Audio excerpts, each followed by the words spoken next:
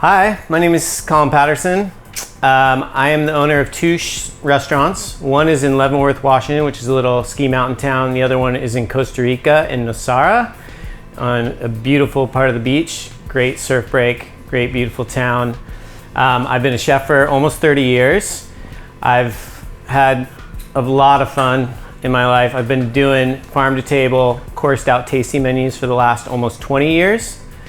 And I'm basically an ingredient driven chef. I have had, I've been in semifinalists, James Beard, Best Chef Northwest. I was one of the star chefs of the country, which was a, award given to only 4 chefs. And I've had 3 successful restaurants. 2 of them still exist.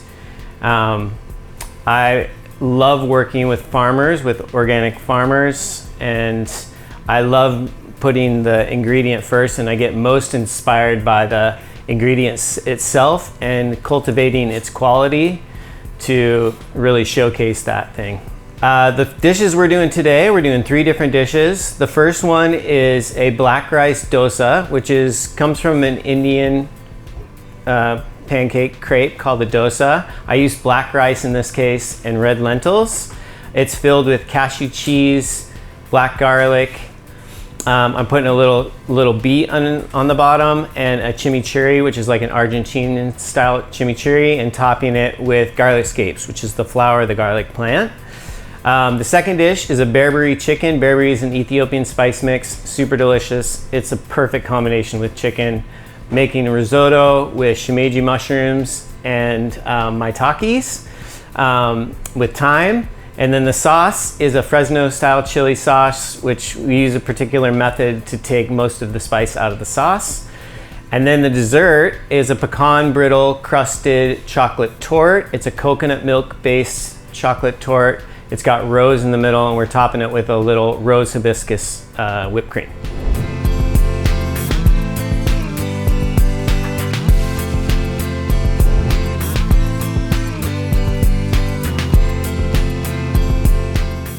Hello everyone, thanks for coming. Cool, the first dish we're doing is a really cool Indian crepe called a dosa. In this case I used black rice, lentils, and it's not a time consuming dish, but you need to think ahead a little bit. So what we've got here is I've got black rice, sushi rice. So it's 2 cups of sushi rice, 1 cup of black rice, and 1 cup of lentils, and we soak it overnight. So just put it in some filtered water, let it soak overnight. The next day, we're just gonna strain it and puree it with some water. And that's what you have here.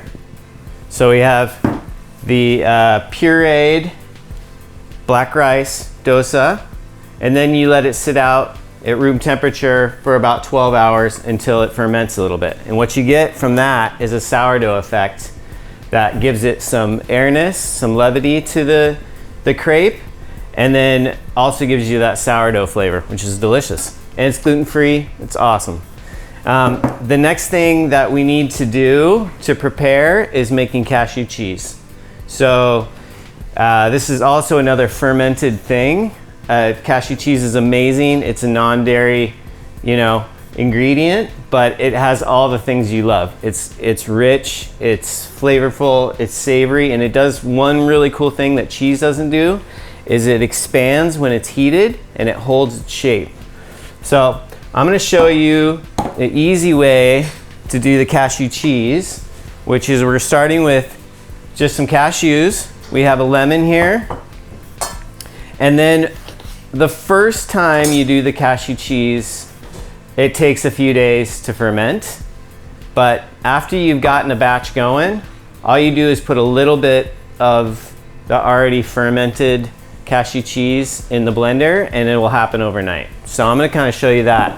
So basically what we're doing is we're taking cashews, putting it in there, juice of half a lemon, and depending on how much cheese you want to make, it's how much you want to put in the blender. I wouldn't go past 3/4 just because it's hard in the blender. So in this case, putting about 1.5 cups cashews, the juice of a lemon in there. And then we're just gonna put a little bit of water, and I'll show you. We're just adding water. And this is filtered water, so you just want to go just over the level of the cashews. And then I'm going to take my already fermented cashew cheese here, and I'm just going to add a little. Just takes a little bit, like a half teaspoon, just a little bit, and that's it. I mean, the cool thing is it it's like a community here. It's telling everybody what to do. So that's it. So now we're gonna blend it up.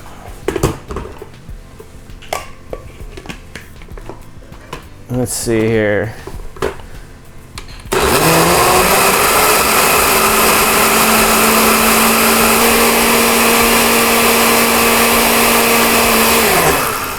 So you're pretty much just blending it till it's smooth.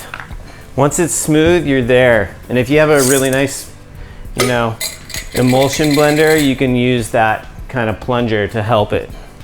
So once you put the cashew cheese in there, you'll see this is the same amount of cashews that I did yesterday. And you can see next to it the fermentation and the air pockets. When you see that happening, you're doing the right thing. It's like it shows itself. When the structure is even and right, the fermentation is happening well. So that's that. So now we're gonna, and basically this dosa you can use in several ways. You can roll it up, you can put anything in the crepe. It's just a great medium. It can be sweet, it can be savory. I'm gonna show you the cooked up dosa right now. So, and then in this case we're gonna make cannolis with them, which is cool. We've got these little cannoli rings. And we're gonna shape them into the cannolis, bake them in the oven, and then we'll stuff them with the cashew cheese. And what happens is it'll fill the container, and you have this crunchy, cool medium for the cashew. So while I wait for this to heat up, we're also gonna start this little sauce, which is a chimichurri. We got this little chimichurri mix, which is a mixture of herbs, paprika. It's got some onions and some garlic. And the easiest thing to do is to take some oil and you just get it going at a really low temp. And I've got a couple of cool things. Like I had a little bit different, some different dishes in mind, but because I've been working with organic farmers for so long, really the inspiration often comes when I go to the market. So yesterday I went to the market, which is much different than my natural home in Costa Rica here in New York. And I went to the market and I found we have some cool things. We got some garlic scapes here, which garlic scapes are the flower of the garlic plant. Most people don't know about this, but they usually cut them in the spring so that the energy goes to the bulb. But these things are like asparagus and roasted garlic mixed. They are so delicious. We also have some green garlic here, which is a young type of garlic. And it's a lot more mild in flavor. So, and the other thing that we're gonna end up doing too, is we're gonna end up using this black garlic in the dish, which is a fermented garlic. And when we're gonna puree the cashew cheese with that, and when we stuff it in the cannoli, then you're gonna have this really mild, sweet, lovely flavor. Also the color of the black garlic with the black rice cannoli, which looks really cool. And then we're gonna serve it with some sauteed garlic scapes, and we're using green garlic. So I know it sounds like a lot of garlic here, but actually it's like garlic done in 3 different ways. It's actually very mild, and when you bring it all together, you'll get this really cool combination of flavors. So like you won't be over garlic, I guess. It'll be, much more mild and balanced. That happens to be kind of one of my strengths is I've got a really, really good palate, and I've been cooking for 30 years, and so I have, one thing that I've found over the years is that if you can, obviously people love the flavor and everything, but also if you can find a balance where all the ingredients gets to show through and everybody gets to taste the ingredients without one overpowering the other, so you're working for balance of texture and flavor, then it's a win. So I've got a little bit of this green garlic going. I'm gonna turn it down a little bit lower. And green garlic's cool because you don't need to cook it much because it's already quite tender and mild in flavor. So it's not super overpowering.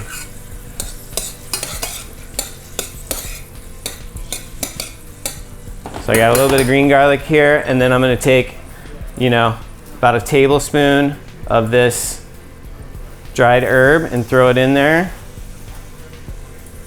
of this chimichurri mix, which is paprika and some herbs.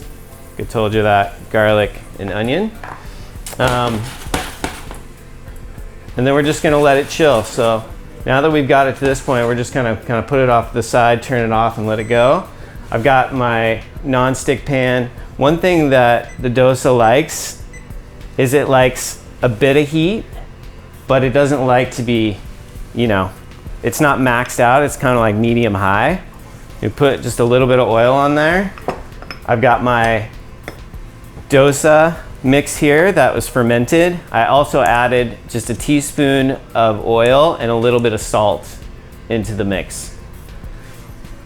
And so now I'm gonna hit it with this, and you can hear that little bit of sizzle, but not too much. That's kind of what you're looking for. And because of the black rice, it's got this really beautiful color. So, and I love the flavor of black rice as well. So now we got our crepes going here. We've got our chimichurri mix here. And then we've got our cashew cheese. And right now we're gonna blend up the cashew cheese with the black garlic. So we got our fermented cashew cheese, you can see, perfect, done well, it's ready to roll.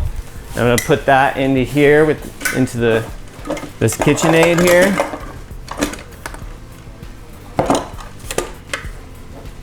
You're taking the cashew cheese, putting that in there.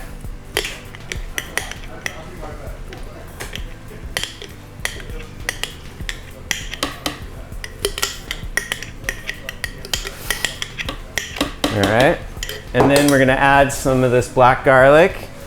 Always good to, break it up a little bit with your hands or chop it up a little bit, but this is so soft, it just breaks right apart. And then we're gonna add a little bit of salt.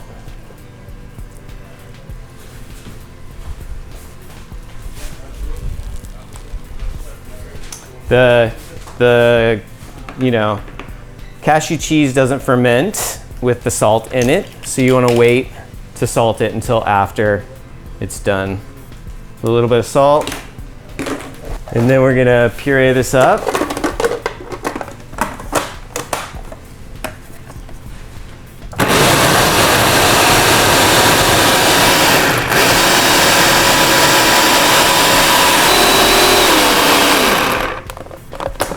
All right, once it's nice and smooth, one thing that I know about people and learning to cook is oftentimes they're following recipes, but they're not doing one of the main things, which is tasting their food all the time to know what it needs. Because this tool right here, your tongue, is one of your main tools and should be used, and that's how you figure out the balance of what things need, right? Okay, so now we have our crepes going here. I'm gonna check it out. Looks like it's ready to flip.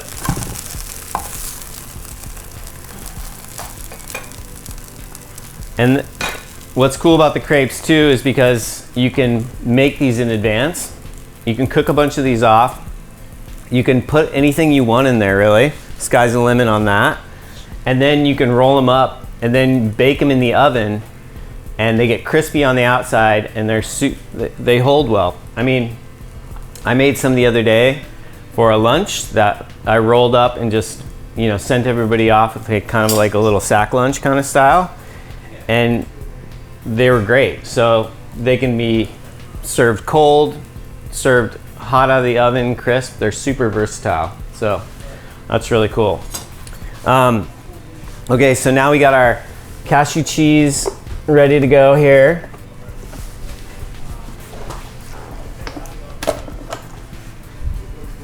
And we've got our dosas baking right here. I've got some cannolis. I'm just gonna oil those up a little bit. If you really wanna cheat, you can use that spray stuff.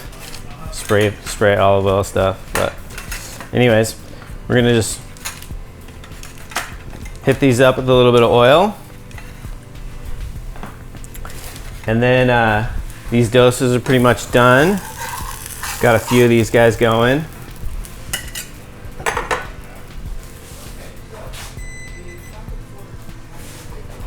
And then what I've found has been really helpful is that I take a little bit of the dosa batter and use it as like glue to glue them together when I'm making cannolis, you know, just in this application. But you pretty much take your dosa, which is now cooled off a little bit, and you just give it a little bit of this batter here and roll it up.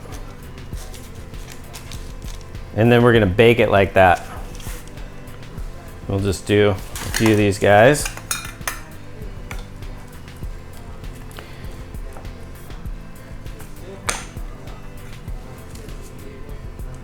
And you know, these really came off of a need when my family, most of my family doesn't eat gluten, even though I'm okay with it.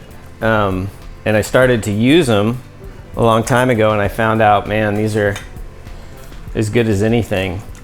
And I owe my good friend Bikram gratitude for passing me along this beautiful recipe. And yeah, they've just been a great medium to use for lots of things. And for my kids in the morning. So here we got our little cannolis, and then we're just gonna pop these in the oven.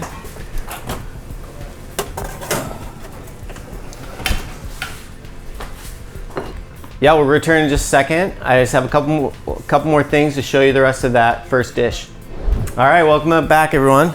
We're gonna pull the cannolis out of the oven now, and I'm gonna show you the rest of the dish here.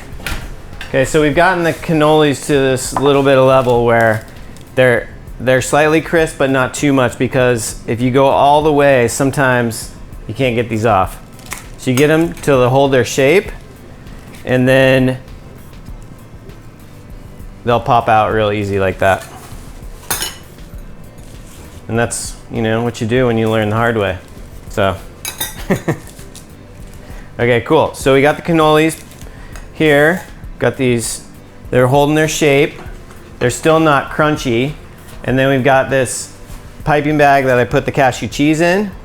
And we're just gonna pipe it in there with this super oversized, gigantic piping bag. And like I said, the cool thing is that whatever shape and size you put the cashew cheese in, it will like fill that gap, and it holds the shape. Unlike other cheese that would melt and turn to a puddle, this cashew cheese puffs up and it holds its shape. So it's cool. Okay, well, get a smaller piping bag if you do it, definitely. Okay, cool. So now we're gonna just pop these back in the oven, and we're gonna get them crisped up. And then I'm gonna show you the rest of the sauce, which is, we've got our chimichurri, green garlic, and oil in there. And we're just gonna scrape all that in there.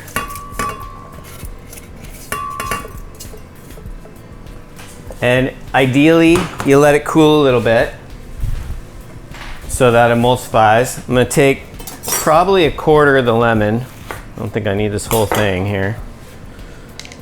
And squeeze the juice in there. We're gonna add a pinch of salt to your liking, you know what I mean? And then we're gonna blend. Here we go.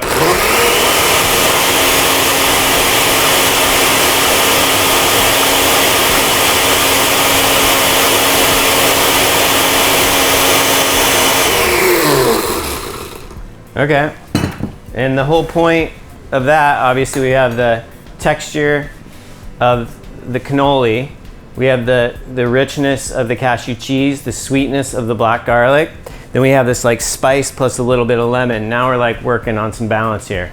Now the last cool thing, make things look beautiful and to have, you know, once again some more balance is, you know, have some more textural components, have the plate look really nice and look beautiful, is we're gonna add a little oil and we're gonna saute these garlic scapes up because these are awesome.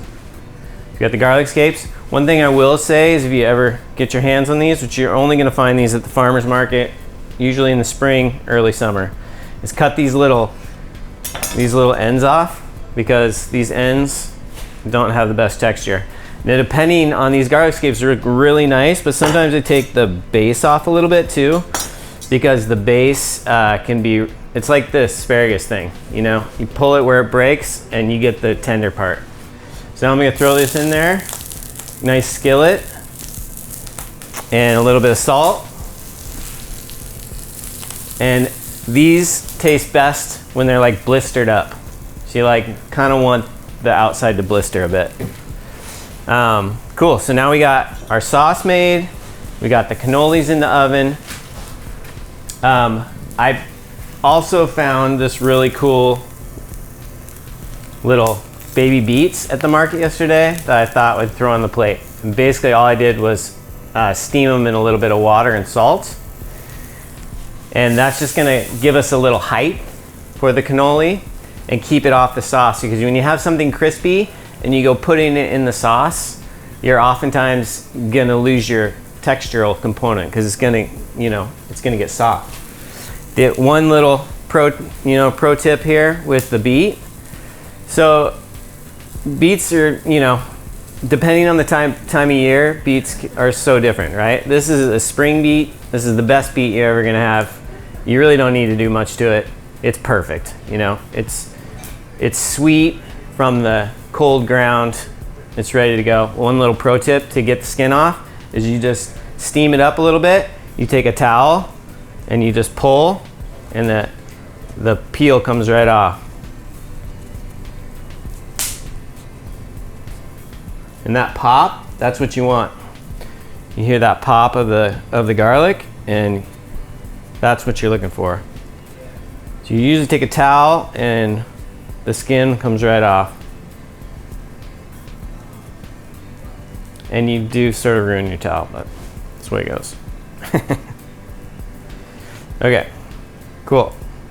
So now we got this beautiful beet that's gonna look lovely on our plate. I salted the water, so hopefully the beet takes on some of that, its natural flavor. Like one thing that salt does, maybe as a good understanding of what the purpose of salt is salt basically turns the volume up on the food that you're eating. So if you add salt along the way rather than just using salt as a finishing thing, you're gonna get the flavor of the actual ingredient. In this case, we salted the water.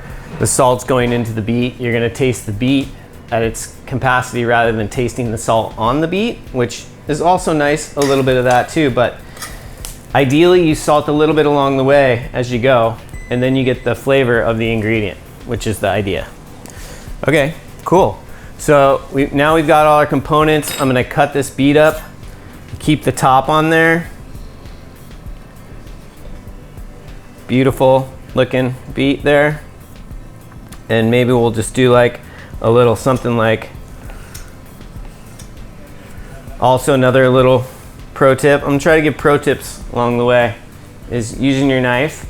It's like the one thing I see when people grab a knife is they oftentimes don't use it as the knife was intended.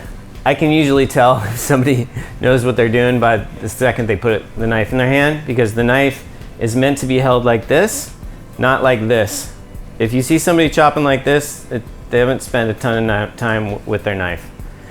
It's meant to be pinched on the blade, and that's the balance of the blade. So anyways, you'll learn to work with it, but once you do, you'll see the difference. A lot more control, a lot more, you know. Cool. So we'll be right back. We're gonna plate this dish and we're ready to go. All right, everyone, let's plate this thing. This beautiful black rice dosa dish. Okay, so we baked up, you can see the cashew cheese is like puffed up. It's kind of like, it's almost like a mixture of bread and cheese together a little bit. Okay, so we got our sauce, our chimichurri. We're just gonna throw a little dollop of that on the plate and give it a little something. And then we got our beets. I kept the ends on because when the beets are in this stage of their life, this sweet stage, actually the stems are quite sweet and tender, so I like to eat them myself, but that's up to you. Then we're gonna take one of these cannolis. We got our black rice cannoli, and then garlic scape. Can't forget about these garlic scapes. A little garlic scape, booyah, blistered, so tender, delicious. There you go. There's our little appetizer. Let's maybe give it a go, eh? See what we got.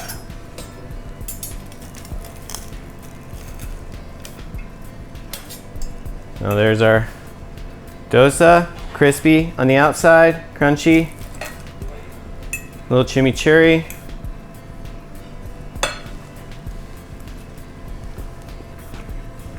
It's money.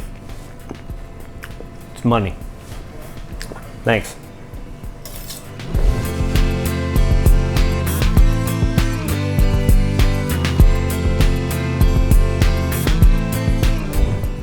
All right, everyone. Second dish we got going here, Berbere chicken. Berbere is an Ethiopian spice mix. Super flavorful, super delicious. And Berbere and chicken are a match made in heaven. So we got the Berbere chicken, we got mushroom risotto. I'm using hon shimejis and maitake mushrooms. Maitake, one of my most favorite cultivated mushrooms when it's not a wild foraged one. This is the one to go to. And then we're making a Fresno chili sauce. This is a cool way to make a sauce because it has a property where you can take different chilies that are normally too spicy, where you can only put a couple in there and really extract the flavor. And I'm gonna show you that technique on how to do that. And we're gonna make a sauce with that. We got spring onions. We got more of that green garlic to go in the Fresno sauce. We got some arborio rice and some white wine and a little butter to finish it. And that's how we're gonna start. So, first thing we're gonna do is we're gonna season the chicken. So I've got some Barberry right here, some ground Barberry. Barberry, depending on your heat, how much heat you like, it can be pretty strong. So be mindful. I got this, I got a little bit of salt. And then I'm taking a little bit of this oil, just a tiny bit of olive oil. By the way, when I cook at my restaurants and in my life, I only use olive oil, avocado oil. Don't use seed oil. It's totally poison for your body. So I'm gonna heat up the skillet, get that thing going, and just let this kind of chill out in its quick Berbere marinade here. So we're gonna let that go. And then the next thing we're gonna do is get the risotto started. I really like starting risotto in a dry pan, not adding oil. So you start with a dry pan and you toast the grain. That's the way to go. I got about 1.5 cups here of arborio rice. And basically you're just dry toasting it till you get a little slight browning and a little popcorn kind of flavor going on. And then we're gonna deglaze with some white wine. And then back here, I've got some chicken stock.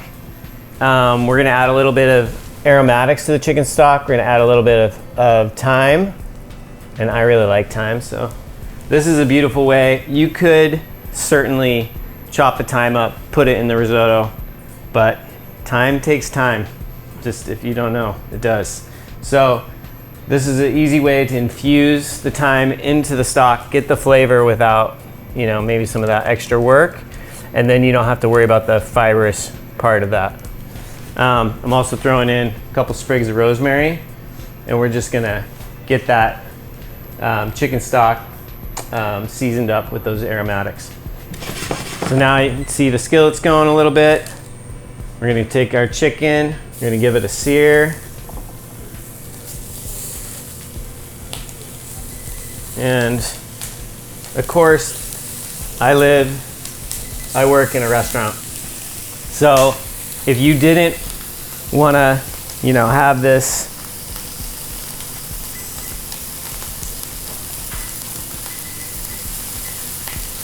all this smoke going, you might just take it a little bit slower.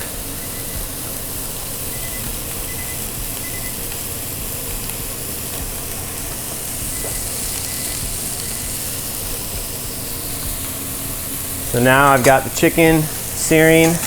I use chicken breast because I prefer it.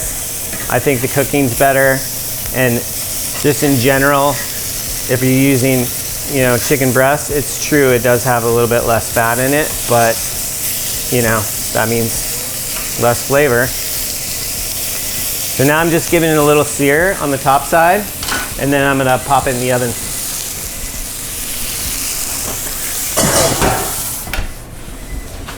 So now we got the arborio here.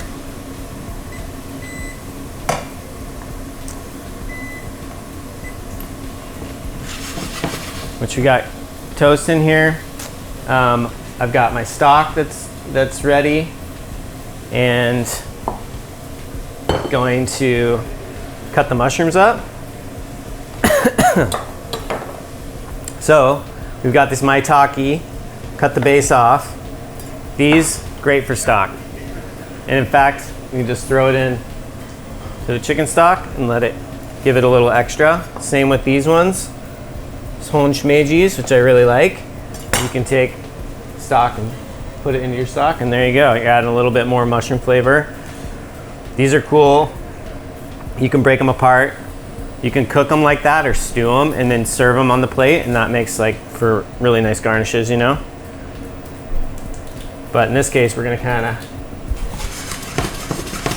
there we go. We got a little browning, a little toasting. I'm gonna let it go just a little bit more. Oh, we're almost there.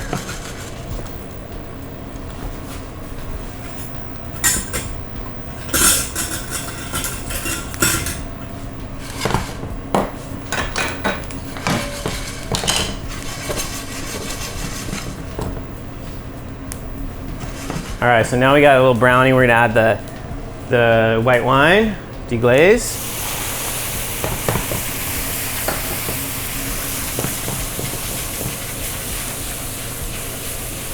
Now, the normal story with risotto is that you're stirring it the whole time. I personally don't think so.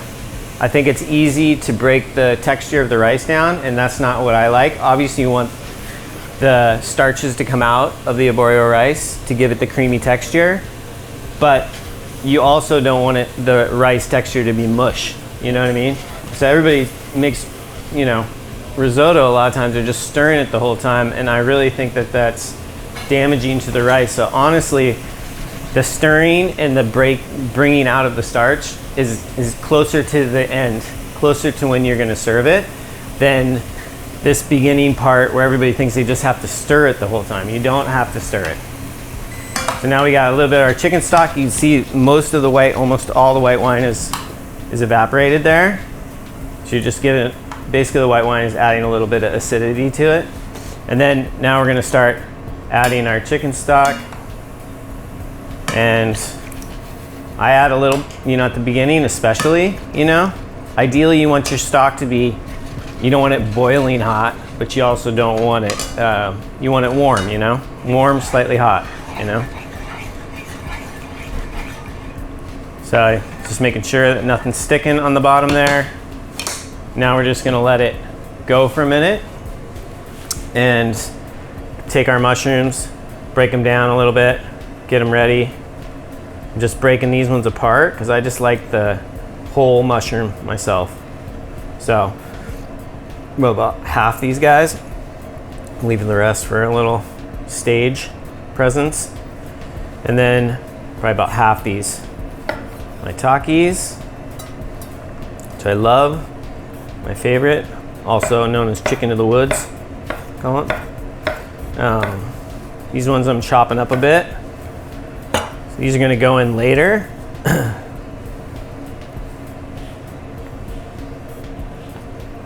And now I'm going to show you our Fresno chili sauce right when we get back. Okay guys, so now we're gonna make this Fresno chili. So the process is, so you have these chilies. I've stripped them down. This is obviously the original. Cut them in half, took a spoon, scraped out the veins and the seeds, which is the most, spicy part of a chili. So you want to get as much of that off, especially when you're talking about real hot chilies. And then the process is you put them in a bowl, you stick it with ice, and you scrub it in ice. And you pour out the water, and you do that 3 times. So we've already done that. So now we're just draining the rest of the ice water out. And so we've got these chilies now that have been scrubbed down, and the spice, at least 70% of the spice is gone. So that's the benefit of doing that. And then we can condense the flavor into a really strong flavor without burning your mouth off. You still get a little kick, but you don't need all that kick, right? Okay, cool. So the other thing we're gonna do is take these green onions and we're gonna chop them up. Once again, grabbing the knife correctly. I should tell you too, just pass on a little bit of knowledge here, is everybody's got a steel in their kitchen, but nobody ever uses it. But this is what keeps the blade sharp. This is, this is a diamond steel, so this actually does a little bit of sharpening, but those regular steels that you have maintain the edge. If you get a sharp knife and you want it to stay sharp, you use it every day. Every time you pick up the knife, use your steel and it'll keep your knife sharp. Okay, so we got spring green onions here, or spring onions, and then green garlic, and we're just gonna chop it up. And then I'm pureeing this, so the main thing is that I'm just going for like consistency of shape. I'm not really going for small dice and all this other stuff because I'm gonna end up blending it up. But the one thing that is important is that when you're cutting, that the shape is similar, because then you're gonna have even cooking, So we got some green, or some spring onions. Then we got some green garlic here. I'm gonna cut that up. You can see the cloves haven't quite taken shape there. They're trying, they're on their way. I'm gonna take a little bit of that green onion, and then we're gonna put it into a pot. And we're gonna stick it all in there. I know that seems counterintuitive for those of you who know not to burn garlic, but in this case, this is how we're doing it. We're throwing all the chilies, everything in there, and we're gonna put oil. We're gonna put some oil in there, and we're not gonna season it with salt yet. That's gonna be at the end when we blend it. This is like one of the few times you don't do that. Okay, so now we're turning this thing on, and we're gonna start low, and we're gonna put a little lid on it. I'll just use this bowl. Maybe I'll use this thing. Okay, friends. So we've gotten the risotto you know, probably about 3/4 of the way. This is about usually when I start stirring a little bit more, start adding a little bit of salt. It's not beneficial to add salt too early to rice because it doesn't absorb it well. So I usually wait a little bit, get that going, adding a little bit more broth, starting to see the beginning of the starches coming out. We've got our pot in here with the Fresnos and the garlic, and it's kind of like steam baking away in here. We're getting somewhere there. We got a few more minutes on that. Since we're at this point where the risotto's getting close, now we're gonna impart some of the mushrooms into it. I'm gonna saute the mushrooms a little bit. A little bit of oil and our maitakes, shiitakes, or maitakes and hon shimejis, and then a little bit of salt. We've got I've cut some cherry tomatoes, some beautiful cherry tomatoes from the market. Also to add to the risotto here in a second. And, you know, while we're working on this stuff here, you know, a couple little things that I feel is missing in the world of cooking or in general knowledge is that, you know, typically people consider that the technique of the chef and all that is the most important, but I would disagree with that, and I think to tell you that really the number one thing to make good food is to start with good ingredients. So if you start with good ingredients, you can make delicious food. I mean, think about the heirloom tomato in the height of August when all you have to do is put salt on it. It's the best. And think about the tomato in December that you bought from the local grocery store. It's not good. So, you know, starting with good ingredients, going to the farmer's market, buying stuff that's vibrant from the lands, you know, that's grown with love, that has, you know, vitamins and nutrients already in the soil it's pumping in, is the way to go. And not only that, but you're getting a lot more nutrients. It's a lot more better, you know, it's a lot better for your body. So now we got the mushrooms going here.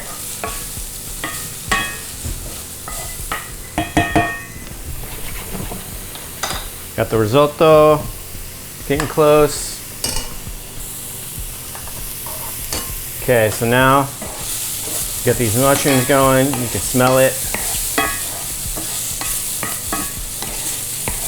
And then, you know, good little thing you can do, take a little bit of stock, add it to your mushrooms, deglaze the pan, and then all the little mushroom goodies can go right in that pan. And now we can add that to the risotto.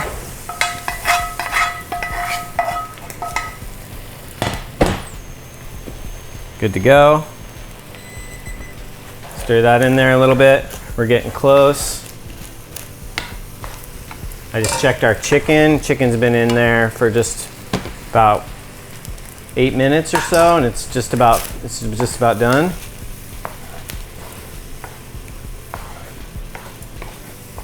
I'm gonna check this risotto, see where it's at. Very close.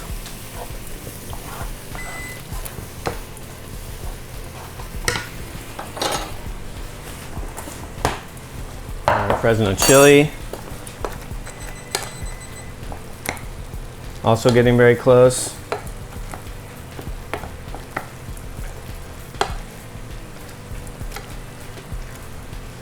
Yeah, we're on our way. All right, friends. So here we are. We've got our mushroom risotto. It's getting very, very close. Just a few more minutes. I just checked it. Still got a little al dente, which is one little thing you can do with risotto. You know, all these things are like if you're having people over, if you're wanting to make food for folks, you know, things with like the dosa, you can roll those ahead. You can make the risotto, have it really close, but not totally finished, and stop it. And at the very end, you can just finish it with a little stock and a little butter and you're done. Rather than, you know, stressing yourself out trying to do it last minute. So, I mean, typically at my restaurant, at Mana in Leavenworth and La Cosecha in Costa Rica, you know, we're doing tasting menus, so I'm preparing things ahead of time, getting them very close to being finished, and then plating them beautifully, finishing them, and that's the way to go. So if you're you know, entertainer, even if you're just cooking for your family at home, and you don't want to make that like nighttime dinner thing so stressful, highly recommend it. You know, get yourself prepped ahead of time, and then finish yourself up, you know, right at the end. Okay, cool. So we got our Fresno. It's ready. It's broken down. You can see the onions and the peppers are all broken down. We're just gonna blend it up. So one little thing is that we put some oil in there, is that, you know, pull the peppers out. Don't take all the oil, especially if you're using a really spicy pepper, because there's a lot of heat in that oil. So you can kind of just leave that part behind, you know, drag out kind of the goodies and leave that last little bit. You'll have less heat. If you want more heat, then throw it in there. Okay, so now we got this. We're done with that. We're ready to blend this up. Now it's time to add a little salt. If you needed, you know, a little sweetness, you could add a little honey to it. This is when, you know, it's sort of about what you like and what kind of balance you're thinking about on the plate. Because, you know, if you're making a soup, you're making for one balanced bite. If you're making a dish, you're thinking about all the components on the plate and how they will work together. That makes, you know, a complete dish and makes things balanced, you know? So if you have something sour on your plate, you're not necessarily looking for another sour component, right? Okay, so here we go.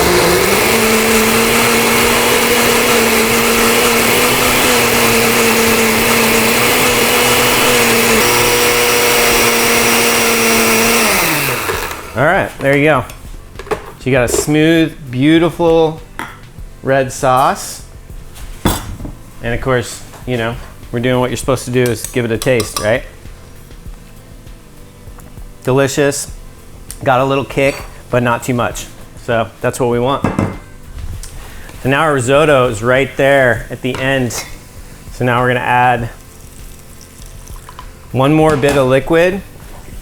Get that, all the goodies off the bottom, which is like kind of the starch, is starting to like come out and stick to the pan. So you're just gonna work that out a little bit, keeping that nice texture of the rice is still intact, because I kind of did the stirring more at the end here, you know what I mean? The last, you know, 20-30% rather than doing it the whole time. And it's amazing how much liquid you just keep adding to risotto, and it keeps happening. Okay, cool. So we got our risotto. The last thing you do when risotto is finished is sometimes too, it's like I'm getting ready to plate. It's like, cool, I know it looks watery and liquidy right now, but you turn that thing off, you turn your stove off, turn your back, get your other stuff, your other mise en place together and get yourself ready. And then you're gonna be able to, you know, you're gonna turn around and this thing's gonna soak up all that moisture. And ideally, risotto pours onto the plate, right? It's not a clumpy, ricey dish. It's something that pours onto the plate. So that's how it works. Okay, so now we're gonna pull the chicken out of the oven.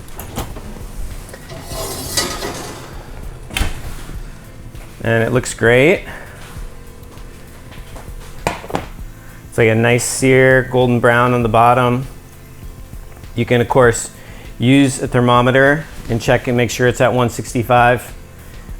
My fingers are my thermometers these days, so I kind of know what the deal is. And then the other thing is to finish the risotto, we're gonna throw a little dollop of butter in there. Finish that off.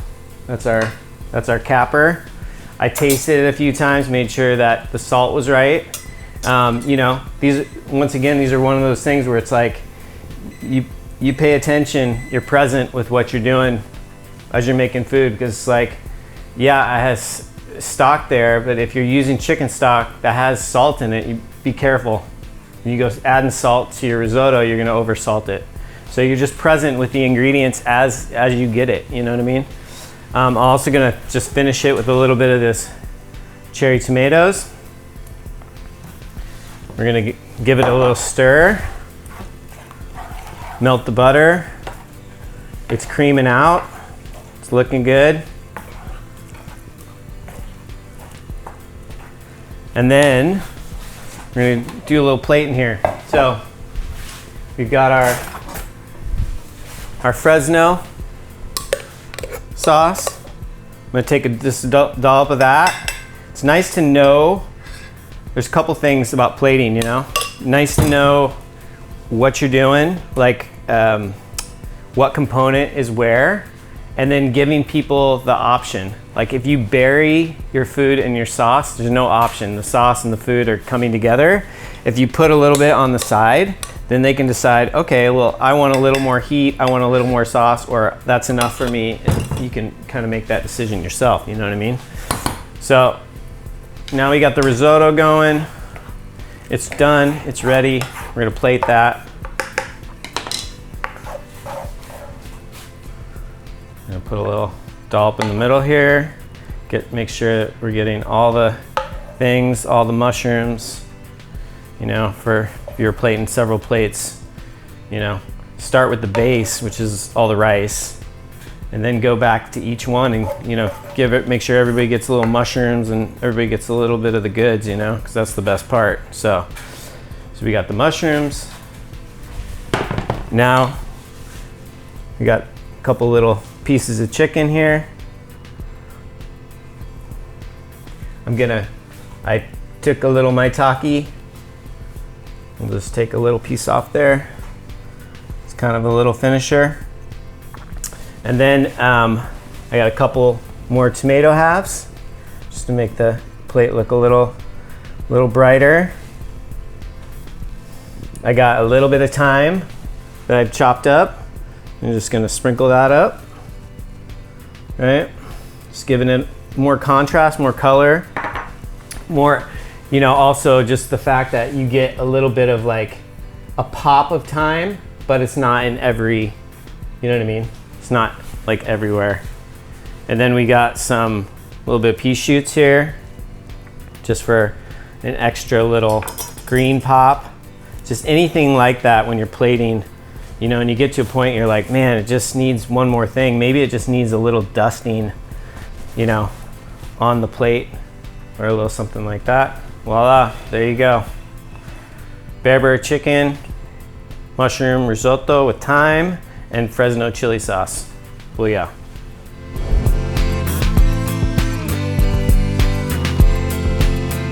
All right, friends, sweet time.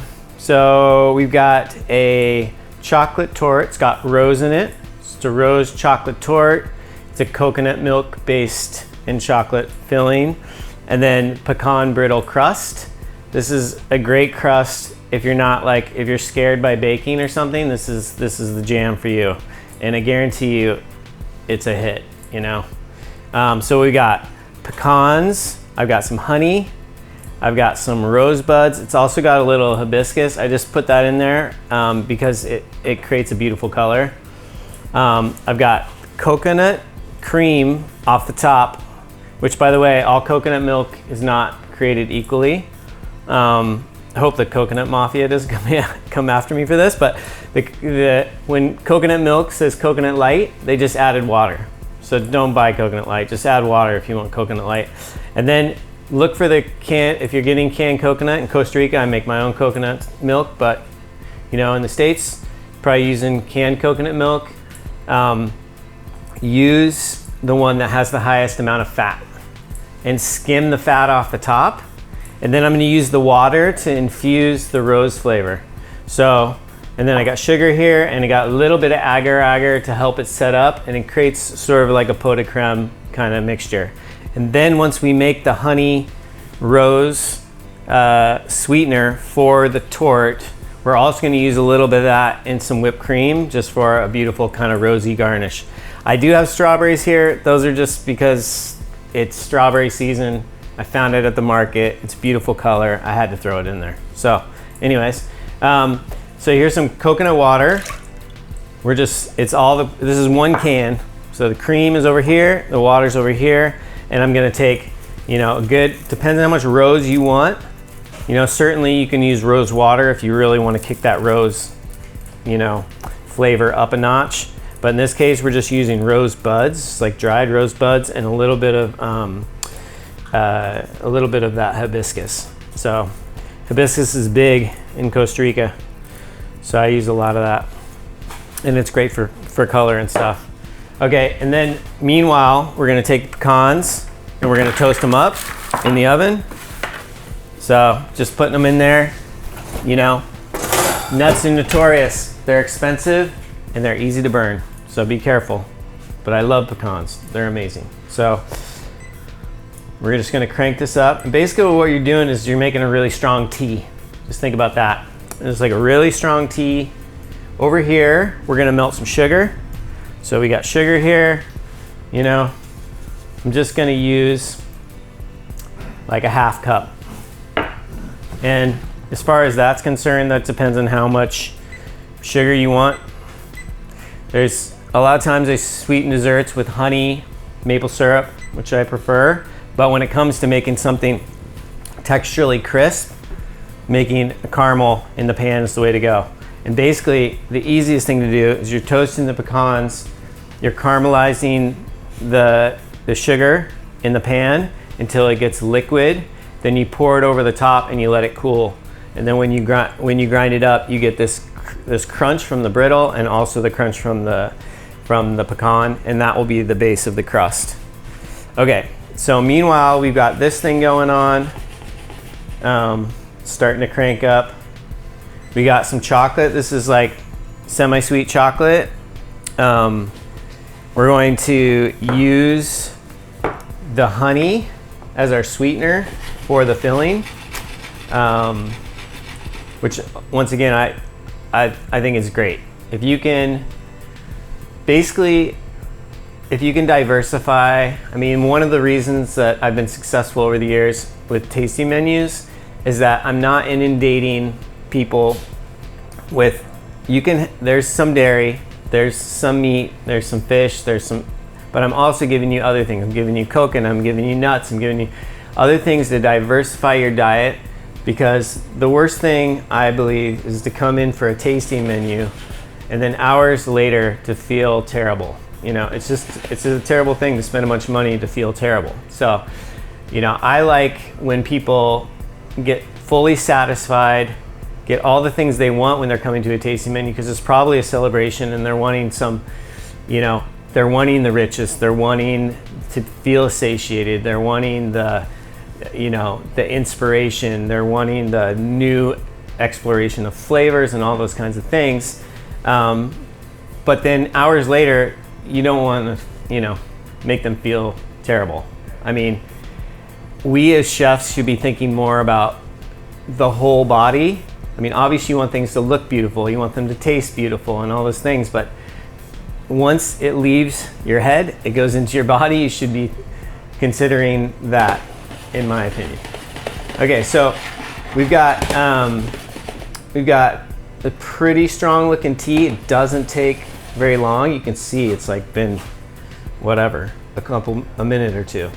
The sugar takes a little bit longer to get going. Once it gets going, you keep your eye on it because it burns very quickly. Okay, so now that we've got our tea going really strong, we're going to kick that off. Not necessarily want to boil it all out, but you just want to infuse it, kind of like I said, making a strong tea. Okay, so now we're going to take our coconut milk or our coconut cream. We're going to add that to it. Or actually, we're going to add the honey. And we're gonna save that coconut cream for another moment here. I'm adding the honey, added about a cup of honey, and I'm not gonna use all this for the filling. Gonna stir it up a little bit. Let it infuse, and just give it a little bit of time. Now you don't wanna boil honey because there are properties in honey that are really good for your body that don't really want that like strong heat, but you can infuse it and let it sit. Okay, so now we got our, I'm just gonna crank this up here. Starting to break down a little bit. We're thinking about those pecans, which are probably done. And they are nice and toasted, not too far, you know, browned nicely. Now we're getting the sugars are really starting to go. This is when you don't leave the sugar side here. Stay with your sugar.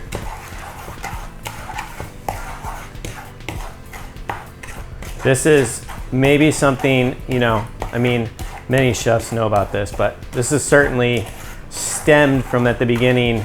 I was a good chef at cooking things, but I really wasn't a guy that liked to follow recipes, and baking was like a little bit intimidating for me. So I started making desserts where I didn't have to bake. I bake now. I've broken through to the other side, but anyway, so now you got this caramelized brown. Obviously you're watching the temperature. You're making sure it's smooth too, because when we break it down, we don't want like big chunks in people's mouth, right? Now I'm just drizzling a little bit over the side here. And just giving it a little bit. I'm not giving it too much. So this is a couple ways to multitask here. So we got this brittle. Now we just let that thing cool. Now we've got this bit of caramel left. And guess what? We've got also some of this liquid. Maybe we'll use a little bit of coconut cream. I'll just put a little scoop in there. And just a little touch of this. Now we've got a caramel sauce for our plate. And we need a little bit more liquid, looks like I do. Just gonna put a splash of water in there. Turn that off. Then you can let that sit, and then at the end you can strain it, make sure there's no chunks in there, but basically you'll have this sweet little caramel sauce for your plate. Okay, all right guys, so here's our infusion of honey, of hibiscus and rose. I'm gonna pour about a tablespoon into there, but I really just want something light, colorful, and beautiful. Now I'm gonna put this back on the stove, and I'm gonna turn it back up. I'm gonna add the coconut cream to the mixture. And I'm gonna get that going.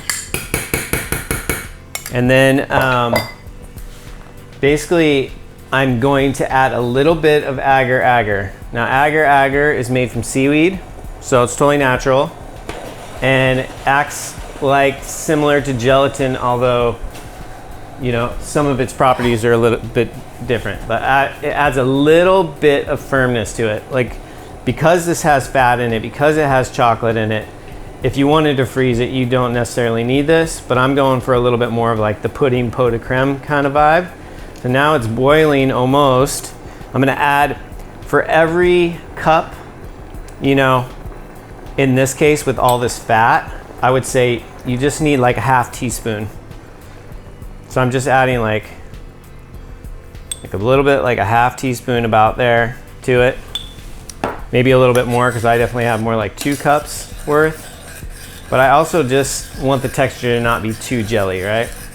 And you can play on that. You can try different ways by just adding a little bit, blending it up, putting a little bit on the spoon, stick it in the refrigerator for 5 minutes, test it, see if that's what you like. Right? Because it's all like sort of your own, what you're feeling, right?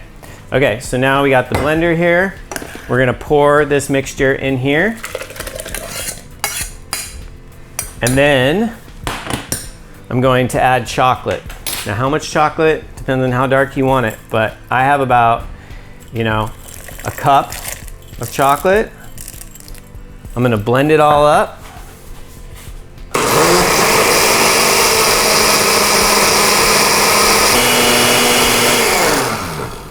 Okay. We're gonna do what you always do, is keep tasting. See if it's what you like. Some people like it sweet, some people don't like it so sweet. So, you know, that's a personal thing. You can just add more honey if you want more sweet. I think it's perfect. So I'm gonna put it through my strainer, get all the little bits out. And if you don't have one of these, you should get one. It's an awesome tool. This one's you know, French style strainer called a chinois, and you can push all sorts of things. You can push mashed potatoes through this if you really want to spend the time and have a really velvety, smooth mashed potatoes. You can even do that. But you can use this for so many things. When making sauces, you don't have to grind things up. You don't have to necessarily peel your garlic. Just chop your garlic up, throw it in there, puree it, and send it through this. It'll take out all the fiber, and you'll get all the flavor. It gives you a really smooth sauce, in this case filling. Takes out all the stuff. Okay, so, and we've gotten that in there. Now we're gonna make our crust really quick, and I'm also going to take the whipped cream and get that going. So, whipped cream, my whipper on there. One thing about whipped cream that probably you never heard, or most people probably haven't told you, is that whipped cream depends on what you're going for. I personally like kind of like a little bit softer peak, but like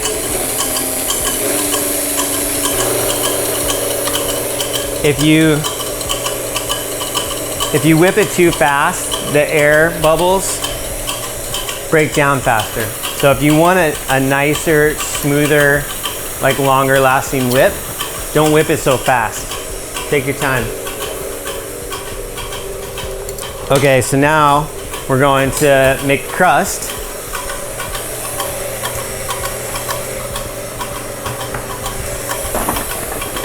So we got our little food processor here. If you don't have one of these, you could just cut it up if you want. Got our crust. One thing to check out too is like, does it have moisture in there? Because you really don't want that. If there's any moisture left in when you're making something that you want crunchy, you're using sugar and stuff, you really want it to be as dry as possible. So you're checking to make sure if there's any moisture in there, you're drying it up. Taking these little brittle crusts and making sure. Yeah, that's good. Eat a little bit. And then, depending on what you like, it might depend on how far you take this, but I like it like, medium. But you could make it like really fine if you wanted a more fine crust. So I'm just gonna pulse it. Whoa. Pulse.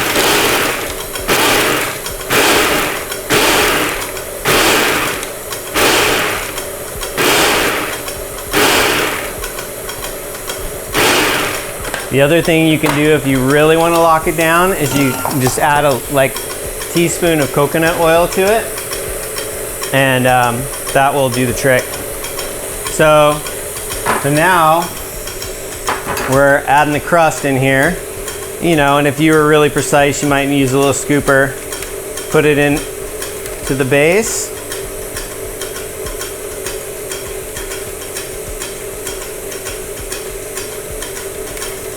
Now I'm using this thing to kind of to pat it down to give it, and when you put that filling in there, you kind of don't really want it to have any gaps or leak out the bottom if you're using a ring mold.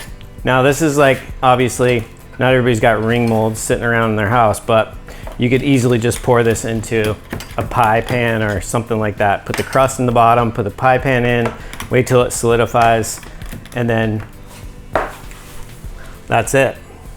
Okay, so now we're gonna just put our filling in there. I'm going most of the way to the top.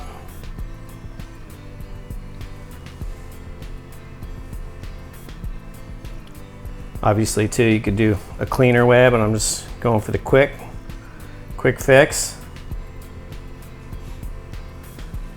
Okay, then this goes into the refrigerator and this gets set up. All right guys, so here's the 3 dishes. We got our black rice dosa with cashew cheese, black garlic, and chimichurri. We got our Barberry chicken, mushroom risotto, Fresno sauce, and then we got our coconut chocolate rose torte with pecan brittle crust. You can find me manamountain.com, lacosecha-nasara.com. Those are both my restaurants. Mana is in Leavenworth, Washington. La Cosecha is in Nasara. And I'll be doing online stuff, online cooking classes, and come to Costa Rica and get some surf on. Come to the mountains and get some skiing on. It's great. Thanks.